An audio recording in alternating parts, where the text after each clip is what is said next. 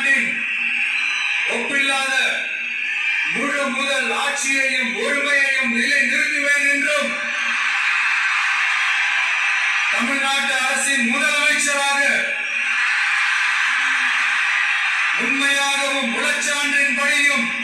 என் கடமைகளை நிறைவேற்றுவேன் என்றும் அரசியல் அமைப்பிற்கும் சட்டத்திற்கும் இணங்க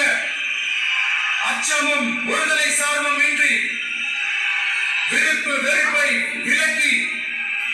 பலதரப்பட்ட மக்கள் அனைவருக்கும்